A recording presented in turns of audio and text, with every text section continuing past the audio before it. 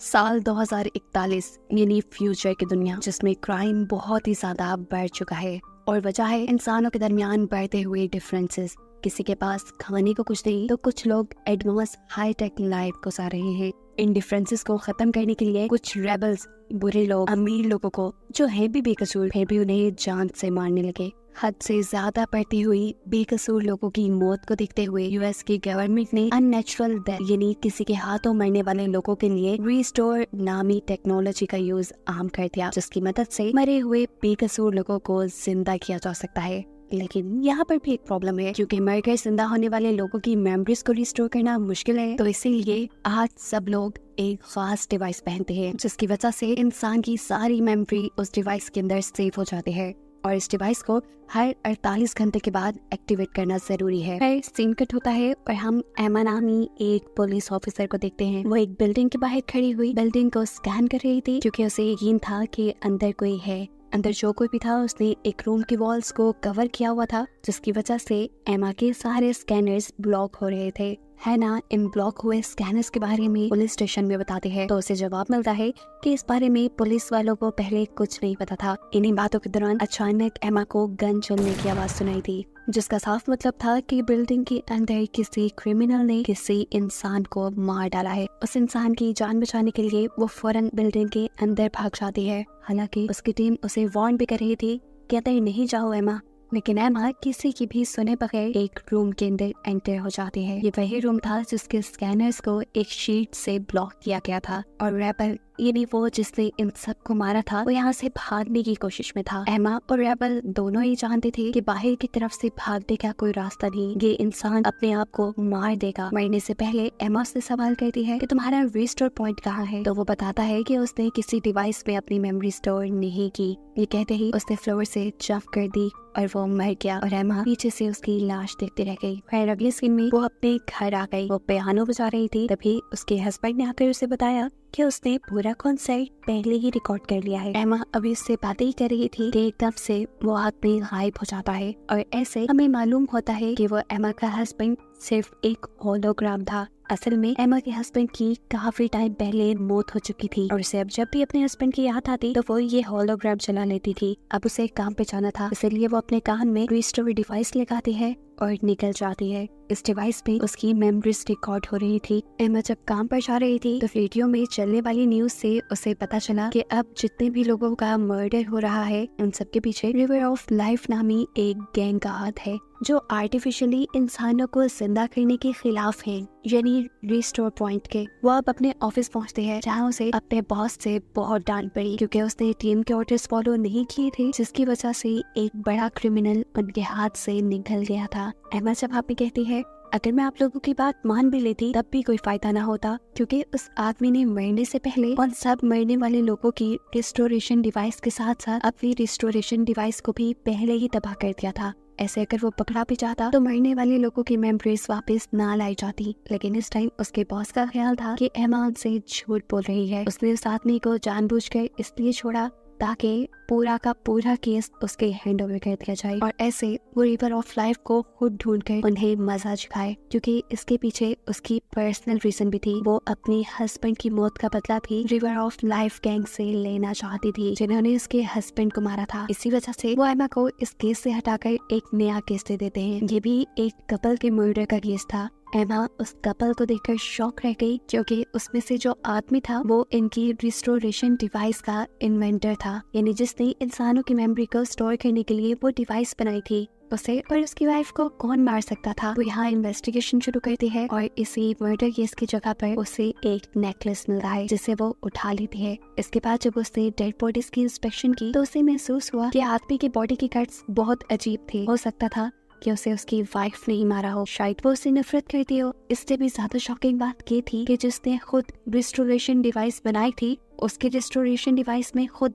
ज्यादा डेटा नहीं था।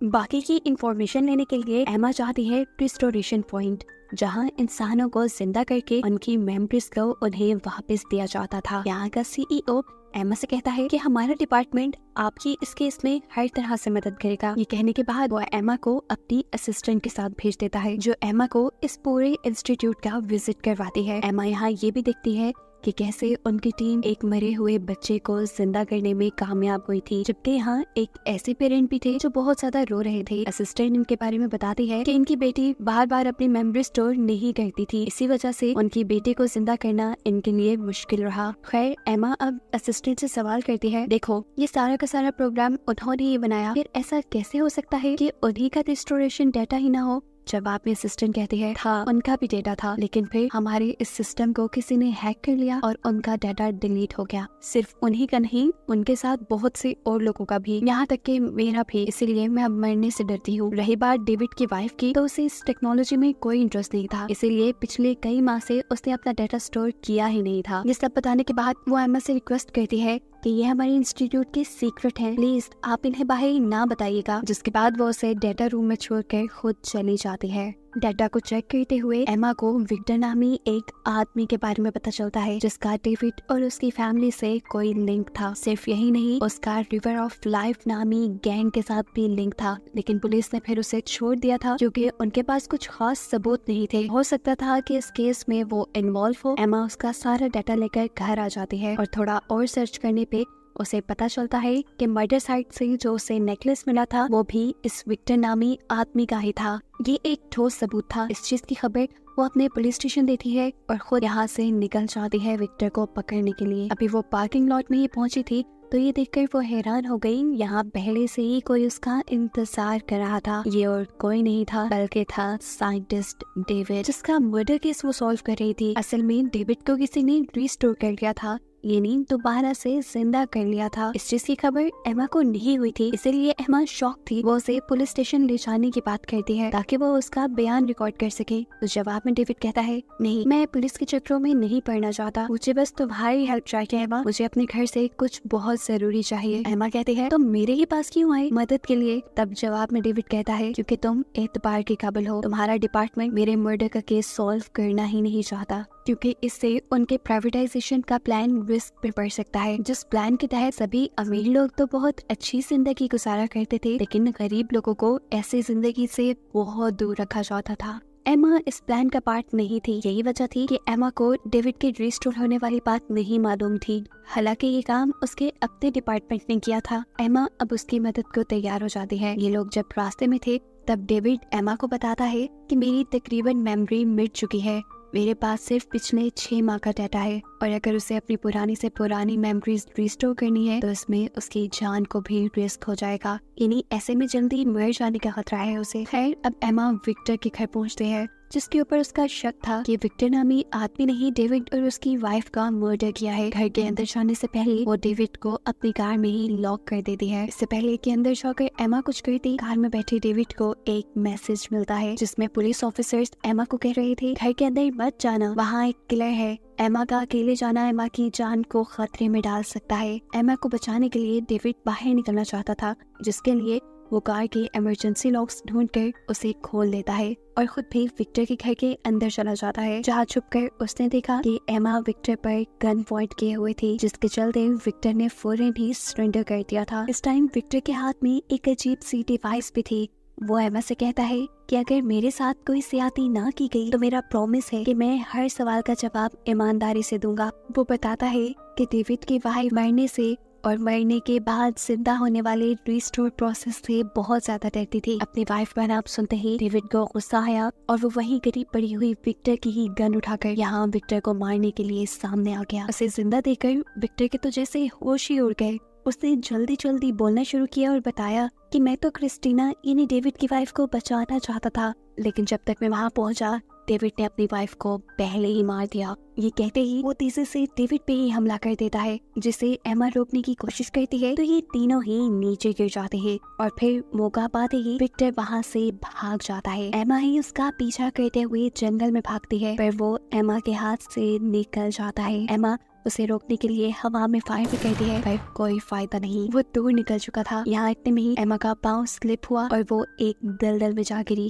इससे पहले कि वो धंस के मर जाती, यहाँ डेविड उसे बचाने आया। विक्टर के घर के बाहर पूरी पुलिस फोर्स आई हुई थी। जो डेविड को भी पकड़ लेती। डेविड यहाँ एमा को बचाने के बाद उससे कहता है, मेरा प्रॉमिस है, पुलिस के जाने के बाद मैं तुम्हें इसी सड़क के पीछे मिलूंगा। ये कहकर वो वहाँ से भाग गया। यहाँ जो दूसरा पुलिस ऑफिसर इस साइड पे आया था, उसने एमा की कार के दोनों दरवाजे खुले देखे तो उसे ये सब अजीब लगा। इन्वेस्टिगेशन करने के लिए इससे पहले कि वो आगे बढ़ता, यहाँ सही सलामत हालत में एमा उसके सामने आ जाती है और हर चीज ओके का सिग्नल देकर पुलिस वालों को यहाँ से भेज देती है। इसके बाद वो वादे के मुताबिक दोबारा डेविड से मिली। इस टाइम डेविड के हाथ में वही डिवाइस थी जिसे हमने विक्टर के हाथ में भी देखा था। इस डिवाइस के बारे में डेविड बताता है कि ये मेरी ही डिवाइस है जिसे विक्टर ने पहले चुरा लिया था। ये डिवाइस हमारे प्रोग्राम की एक्सेस की है और इसकी 3 डुप्लीकेट्स हमने बनाई थी। एक हमेशा मेरे पास रहती थी, दूसरी रिस्टोर पॉइंट के CEO के पास और तीसरी हमेशा लॉकर में रखी जाती थी। इन तीनों ही की के जरिए बहुत ही आसानी से रिस्टोर पॉइंट के प्रोग्राम को एक्सेस किया जा सकता है और मेरी ही की के जरिए विक्टर ने इस प्रोग्राम को एक्सेस किया और फिर उसमें वायरस डाल दिया,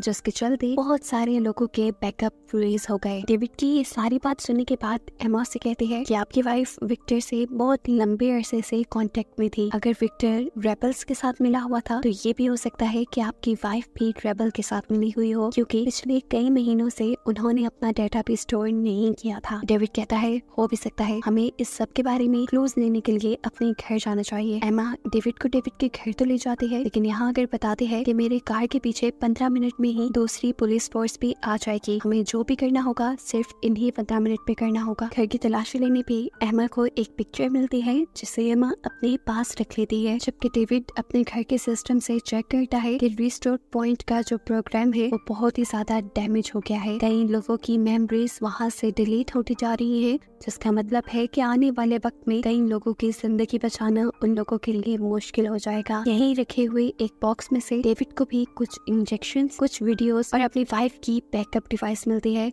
जिसके अंदर से उसकी वाइफ ने अपना सारा बैकअप पहले से ही डिलीट कर दिया था। इसके बाद वो अपनी एक सेफ खोलना चाहता था, जिसके लिए वो एक पेंटिंग को टच करता है तो वो एकदम से कंप्यूटर स्क्रीन में बदल जाती है। लेकिन एक बुरी बात ये थी कि अब उसे अपनी लॉकर का पासवर्ड याद नहीं रहा था। इतने में ही बाहर से पुलिस वैन्स की आवाजें आती हैं, जिसे सुनते ही एमा और डेविड दोनों ही पीछे रास्ते से बाहर निकल जाते हैं। वो डेविड को अपने घर ले जाती है, जहाँ जाकर डेविड अपने आप को कुछ इंजेक्शंस लगाता है और एमा को बताता है कि मेरा मेमोरी वापस करने वाला जो प्रोग्राम है उससे जो साइड इफेक्ट्स होंगे, ये इंजेक्शन उन साइड इफेक्ट्स को रोकने के लिए है। यहीं पर एमा डेविड को उसकी वाइफ की एक पिक्चर देती है जिसमें वो विक्टर के साथ थी और एमा यहाँ उसे बताती है कि हो सकता है तुम्हारी वाइफ का इसके साथ अफेयर भी हो, जबकि वो तो खुद अपनी वाइफ की वीडियो देखकर दुखी था। वो उसे बहुत ज्यादा मिस कर रहा था। साफ मतलब था कि वो उसे बहुत प्यार करता था। खैर एमा अब अपने पुलिस स्टेशन जाती है और सबको प्रोग्राम में आए हुए वायरस के बारे में बताती है और यहाँ उसे शॉकिंग न्यूज ये पता चली कि उसके डिपार्टमेंट को इस वायरस के बारे में पहले से ही पता था। उनकी कंपनी का, उनके इंस्टीट्यूट का जो CEO था, उसी ने डेविड को जिंदा भी किया था, वो भी सीक्रेटली, क्योंकि डेविड उसका पुराना दोस्त था। लेकिन यहाँ एमा के दूसरे साथी को CEO पे यकीन नहीं होता। उसे लग रहा था कि CEO ने डेविड को इसलिए दोबारा जिंदा किया ताकि वो अपना प्रोग्राम दोबारा उससे ठीक करवा सके। एमा उनसे कहती है कि हमें लोगों को बता देना चाहिए कि उनकी मेमोरीज लॉस्ट हो गई है, जिसके जवाब में उसका साथी ऐसा करने से मना कर देता है, साथ ही साथ CEO भी। और ये सुनकर एमा उन दोनों पे ही गुस्सा होती है, ये कहते हुए आप लोग अपना प्राइवेटाइजेशन का प्लान सक्सेसफुल करने के लिए बहुत से लोगों की जान खतरे में डाल रहे हैं। ये कहते ही वो उठकर वापस अपने घर आ गई, जहाँ आते ही उसने देखा कि डेविड बेहोश था। उसने यहाँ डेविड के इमरजेंसी इंजेक्शन उसे लगाए। इतने में ही उसके घर आ गया उसका साथी इंस्पेक्टर। वो यहाँ से डेविड को ही लेने आया था और ऐसे हमें मालूम हुआ कि वो CEO के साथ मिला हुआ है। उसे देखते ही एमा डेविड को छुपने के लिए कह देती है और इंस्पेक्टर जब आकर उससे डेविड के बारे में पूछता है तो एमा कहती है मैं तो नहीं जानती वो कहाँ है। फिर वो इंस्पेक्टर डेविड की वाइफ के बारे में बुरी बुरी बातें करना शुरू कर देता है। ये सुनते ही गुस्से में आग बकोला हुआ डेविड कपड़ से बाहर निकलकर उसके ऊपर हमला कर देता है, लेकिन पुलिस ऑफिसर उससे ज्यादा ताकतवर था। पुलिस ऑफिसर ने किसी तरह उसे अपने नीचे कर लिया और वो अब डेविड को मारने ही वाला था, लेकिन पीछे से एमा ने उसे बचाने की कोशिश की। ऐसे में उस आदमी ने डेविड को छोड़कर एमा को पकड़ लिया और अब वो एमा को मारने ही वाला था, लेकिन पीछे से डेविड ने उसके सर पे कुछ मारते हुए उसे जख्मी कर दिया, जिसके बाद एमा ने उसे शूट करते हुए मार डाला। एमा ने एक मर्डर कर दिया था और अब उसे यहाँ से भागना था। वो अपनी पार्किंग में जाती है और अपनी पुलिस कार को ऑटो ड्राइव पे लगा लगा देती है क्योंकि उस कार के जरिए एमा की लोकेशन ट्रैक होती थी। खुद एमा दूसरी एक ऐसी कार में बैठी जिसमें किसी तरह का एआई सिस्टम नहीं था, जिस कार को ट्रैक नहीं किया जा सकता था, और वो डेविड को लेकर कहीं दूर निकल गई। उनका मिशन था कि वो किसी तरह जाकर विक्टर को पकड़ लें, क्योंकि विक्टर सभी लोगों के रिस्टोर पॉइंट को हैक करके डिलीट कर रहा था। ऐसे ही सब लोगों की जानों को खतरा था। विक्टर का पता चलाने के लिए ये एक ऐसी जगह पर जाते हैं जहाँ पर हर किसी की इंफॉर्मेशन इलीगली दी जाती थी। यही से एना विक्टर की पिक्चर देखकर उसकी लोकेशन का पता चलाती है और इन्हीं लोगों से एक ऐसा फोन लेती है जिसे ट्रैक ना किया जाता हो। ये लोग जब लोकेशन पे पहुंचे तो वहाँ उन्हें विक्टर की एक रिलेटिव मिली, जिन्होंने बताया कि विक्टर इस जगह को 2 साल पहले ही छोड़कर जा चुका है। उसने इन दोनों को न्यूज़पेपर भी दिखाया जिसमें इन दोनों की ही मिसिंग रिपोर्ट थी और इन दोनों को ही पकड़ने पे इनाम भी रखा था। ये देखकर ये दोनों ही परेशान हो जाते हैं। उनको देखकर टेरेसिया उनसे कहती है, अगर आप लोग चाहे तो मेरे घर पे स्टे कर सकते हैं। मेरे घर पे किसी किस्म का एडवांस सिस्टम नहीं है, ऐसे पुलिस आप लोगों को यहाँ पर ट्रेस नहीं कर पाएगी। यही इन्हें टेरेसिया से पता चलता है कि रिवर ऑफ लाइफ नाम का जो ग्रुप है जो लोगों को मारा करता था, वो असल में एक्सिस्ट करता ही नहीं, वो एक प्रोपेगेंडा है बस। लोग खुद अपनी जाती दुश्मनी में दूसरे लोगों को मार रहे हैं इस वक्त, और जो लोग अपना मेमोरी बैकअप नहीं रखते उनका सिर्फ इतना सही पॉइंट ऑफ व्यू है कि ये सारे काम अननेचुरल है। दोबारा जिंदा होने से कोई फायदा नहीं होता, क्योंकि दोबारा जिंदा हुए लोग भी बहुत ज्यादा टाइम के लिए सरवाइव नहीं कर पाते, तो क्यों ना अपनी नेचुरल डेथ को ही एक्सेप्ट कर लिया जाए। यहीं पर डेविड को एक पियानो दिखता है जिसे वो बजाने लगता है। वो बहुत अच्छा बजा रहा था। एमा जब उससे इसके बारे में पूछती है कि तुमने ये कहाँ से सीखा, तो डेविड बताता है, मैंने आज से पहले कभी पियानो को हाथ नहीं लगाया। और ऐसे उसे रिवील होता है कि रिस्टोर पॉइंट का सीईओ अपने प्रोग्राम में कुछ चेंजेस ला रहा है। वो मेमोरी बैकअप के अंदर कुछ नई क्वालिटीज ऐड कर देता है, और जब इंसान मरकर दोबारा जिंदा होता है और उसके अंदर वो मेमोरी डाली जाती है तो उसके अंदर काफी कुछ नया करने की एबिलिटीज होती हैं। इस प्रोग्राम को आम पब्लिक को इसलिए बताया नहीं गया था क्योंकि लोग इसका गलत फायदा उठा सकते थे। फिर अब इन्हें यहाँ से जाना था। एमा जाकर अपनी कार में बैठती है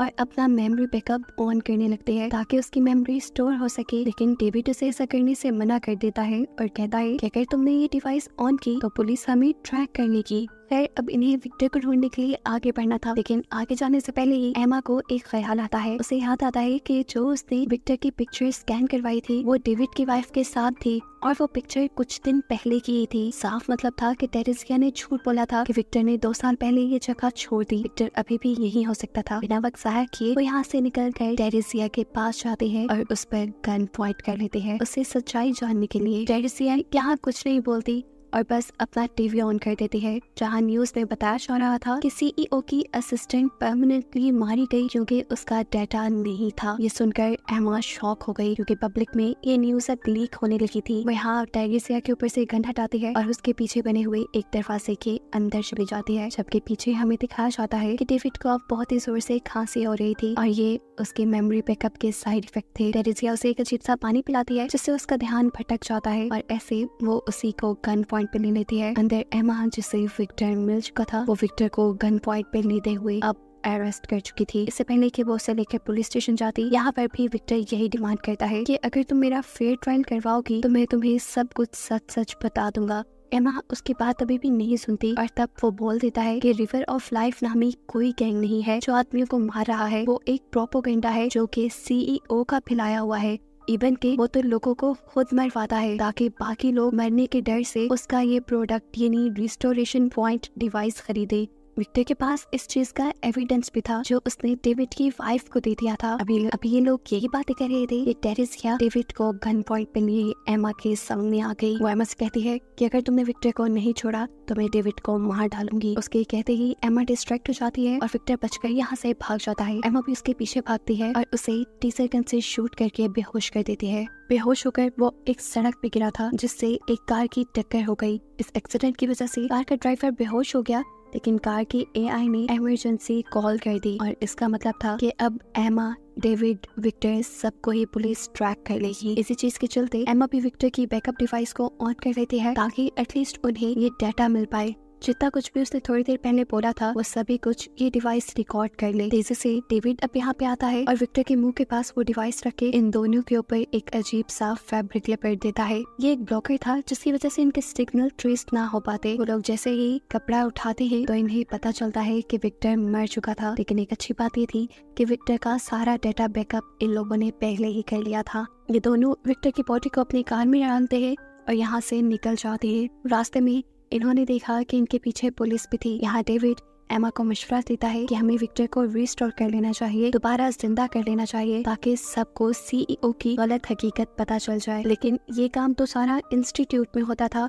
और इंस्टीट्यूट के साथ पुलिस भी मिली हुई थी। तब डेविड कहता है हम ये काम यूनिवर्सिटी में भी कर सकते हैं, जहाँ पर मैंने इस प्रोग्राम के ऊपर रिसर्च की थी और इसे काम करने के काबिल बनाया था। यूनिवर्सिटी के अंदर अब डेविड और एमा विक्टर का रिस्टोरेशन प्रोसेस स्टार्ट करते हैं। जितने में जब प्रोसेस हो रहा था एमा डेविड से कहती है क्या तुम जानते हो कि सबके पीछे तुम्हारी कंपनी का ही हाथ है? तुम्हारी कंपनी लोगों को मरवा रही है ताकि डर कर बाकी सब लोग तुम्हारी बनाई डिवाइसेस ले सके। जवाब में डेविड कहता है अरे ऐसा नहीं हो सकता, जरूर उसे या तुम्हें कोई गलत फहमी हुई है। हाँ लेकिन ये बात मानने वाली है कि उन अटैक्स के बाद ही हमारी कंपनी को ज्यादा सक्सेस हुई। अब एमा के पास सब सच्चाई जानने के लिए एक प्लान था। इस प्लान में वो डेविड को भी अपने साथ मिलाती है और अपने सीनियर को भी इस प्लान में शामिल होने का मशवरा देती है। पर सीनियर को एमा का प्लान पसंद नहीं आया था। अपने सीनियर की कॉल बंद होते ही एमा डेविड को रिस्टोरेशन डिवाइस देती है और कहती है कि अपनी मेमोरी स्टोर करो इससे पहले कि तुम सब भूल जाओ और मेरे पास सारे सबूत खत्म हो जाए। जिस टाइम डेविड ये सब कर रहा था इतने में ही विक्टर भी दोबारा जिंदा हो गया था। उसके जिंदा होते ही रिस्टोर इंस्टीट्यूट में ये इन्फॉर्मेशन पहुंच जाती है कि यूनिवर्सिटी में कुछ अनयूजुअल एक्टिविटी हो रही है। इसी बात की खबर वो सीईओ को भी कर देते हैं, लेकिन सीईओ ये कहते हुए इग्नोर कर देता है क्या हो सकता है यूनिवर्सिटी में कुछ स्टूडेंट्स हो और अपना एक्सपेरिमेंट कर रहे हो। विक्टर के जिंदा होने के बाद एमा विक्टर से दोबारा सारी इन्फॉर्मेशन लेना शुरू करती है और विक्टर बताता है कि सीईओ मुझे इसलिए मारना नहीं चाहता था कि मैंने सिस्टम हैक किया था। वो मुझे इसलिए मारना चाहता था क्योंकि मैंने सिस्टम से कुछ चुरा लिया था। मैंने वो पैसे चुराए थे जिसे वो टेररिस्ट को भेजता था लोगों को मारने के लिए। सबूत के तौर पर उसके पास बहुत सी फाइल्स भी थी और इसी सबूत की वजह से तो असल में सीईओ विक्टर को मरवाना चाहता था। एमा जब उन फाइल्स के बारे में पूछती है तो वो बताता है कि ये फाइल वो ऑलरेडी डेविड की वाइफ को दे चुका है और वही फाइल्स अब डेविड के लॉकर में है। इसका साफ मतलब था कि डेविड ने ही अपनी वाइफ को मारा था। विक्टर सच बोल रहा था। डेविड ने ही उसकी रिस्टोरेशन डिवाइस को डिलीट किया था ताकि उसका ये सारा डाटा रेज हो जाए और किसी को भी हकीकत ना मालूम पड़े। यहाँ तक कि अपनी वाइफ को मार के उसने खुद को भी मार लिया क्योंकि वो जानता था कि कंपनी का सीईओ यानी उसका पार्टनर उसे दोबारा जिंदा कर देगा, जबकि उसकी वाइफ का क्योंकि डेटा नहीं है इसीलिए वो जिंदा नहीं हो पाएगी और ऐसे इनका सीक्रेट ही रहेगा। रिस्टोरेशन मेमोरी के प्रोसेस से जो साइड इफेक्ट होते हैं डेविड ने उन साइड इफेक्ट को कम करने के लिए भी अपने इंजेक्शंस पहले से ही तैयार कर लिए थे। अगर वो बिना प्लान के मरा होता तो उसने ये इंजेक्शन तैयार न किए होते। ये सब विक्टर का कहना था। विक्टर उसे ये भी बताता है कि सारे सिस्टम में वायरस मैंने नहीं डाला था। अपनी वाइफ को मारने के बाद आधे से ज्यादा वायरस डेविड ने खुद सिस्टम पे डाला था ताकि सब कुछ नेचुरल लगे और सारा इल्जाम मेरे पे यानी विक्टर पे आ जाए। अपनी सारी हकीकत सुनने के बाद डेविड को गुस्सा आ जाता है और वो विक्टर पर हमला कर देता है जिसे एमा बचा लेती है। अब एमा एक रिस्टोरेशन डिवाइस को ऑन करती है और हमें मालूम होता है कि ये रिस्टोरेशन डिवाइस डेविड की वाइफ की ही थी जिसे वक्त से पहले ही विक्टर ने चुरा लिया था। इससे पहले कि एमा ये सब कुछ जाकर अपने पुलिस डिपार्टमेंट में बता देती, जहाँ पर उसका ही एक साथी इंस्पेक्टर आ जाता है जिसे एमा मार चुकी थी और उसे दोबारा रिस्टोर इंस्टीट्यूट ने जिंदा कर लिया था। वो यहाँ एमा की ही गन छीनते हुए एमा को और विक्टर को मार डालता है ताकि सभी सबूत मिट जाए, क्योंकि वो खुद भी डेविड और सीईओ के लिए काम करता था। अब उसके मरने के बाद सीईओ डेविड के घर जाता है। सीईओ यहाँ से वो सभी सबूत, वो सभी फाइल्स चुराने आया था। सबके सब विक्टर ने चुरा कर डेविड की वाइफ को दी थी और फिर डेविड ने अपनी वाइफ से चुरा कर अपने लॉकर में रख लिए थे। इससे पहले कि वो ये डेटा उठा लेता, पीछे से सीनियर ऑफिसर आकर उसे अरेस्ट कर लेते हैं। असल में हमें यहाँ मालूम हुआ कि एमा ने डेविड के मना करने के बावजूद भी अपनी रिस्टोरेशन डिवाइस ऑन करके रखी हुई थी, जिसकी वजह से जो कुछ भी हो रहा था वो सब का सब स्टोर हो चुका था। एमा के मरने के बाद जब ये लोग क्राइम सीन पर पहुंचे तो उन्होंने एमा की रिस्टोरेशन डिवाइस के जरिए उसे जिंदा कर लिया और उसी डिवाइस की मदद से उन्हें सीईओ और डेविड के खिलाफ सारे सबूत मिले। सीईओ को तो जेल हो गई थी, लेकिन डेविड को जेल इसलिए नहीं हुई थी क्योंकि उसका सारा डाटा पहले से ही रेस हो चुका था और जो डाटा उसके पास था उसकी मदद से इन लोगों को कोई सबूत नहीं मिले थे कि डेविड ने खुद अपनी वाइफ को मारा है। खैर हमें दिखाया जाता है कि अब डेविड ने अपनी वाइफ का फ्यूनरल रखा था, जिस फ्यूनरल पर एमा उसे आकर उसकी वाइफ का सारा रिस्टोरेशन डाटा दे देती है ताकि वो उसे देखे और उसे एहसास हो कि उसने कैसे अपनी एक मासूम वाइफ की जान ले ली थी। खैर मूवी के आखिर में हमें बताया जाता है कि रिस्टोरेशन पॉइंट अभी भी चल रहा है, जिसे लीड करती है टेरेसिया यानी विक्टर की कजन, जो कि अच्छाई के लिए ही काम कर रही थी। और यही सब बताते हुए ये मूवी यहाँ खत्म हो जाती है।